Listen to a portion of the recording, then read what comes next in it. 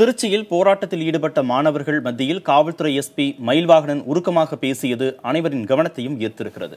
போராட்டத்திற்கு அனுப்பி வைத்த பெற்றோருக்கு பெருமை சேர்க்கும் வகையில் செயல்பட வேண்டும் என்று அவர் கூறியதை ஏற்றுக்கொண்ட மாணவர்கள் போராட்டத்தை திரும்ப பெற்றனர். அண்ணாவுடைய சகோதரனா ஒரு காவல்துறை அதிகாரியா உங்களை போலவே மாணவனாக இருக்கிறாங்க அப்படிங்கிற ஒரு நிலையில் பேசுறேன். உலகிலுள்ள மாணவர்கள் தயவு செய்து அன்போட கேட்டுக்கிறேன், கலந்து போடுங்க. பொதுமக்கள் நேற்றுக்கு உங்களை பார்த்த பார்வை அன்போடு ஆறுதலுடன் சப்போர்ட்டோடும் இருந்தது.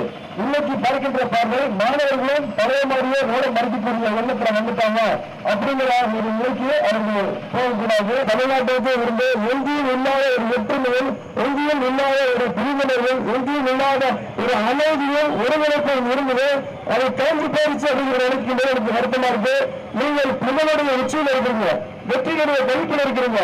அந்த வெற்றியை ஒரு நல்ல சந்தோஷமா கொண்டாடிட்டு கிளம்ப சொன்னா அது மிகப்பெரிய வருத்தம். உங்களுடைய பெற்றோர்களுக்கு பெரிய வருத்தம் உண்டாக்கும்.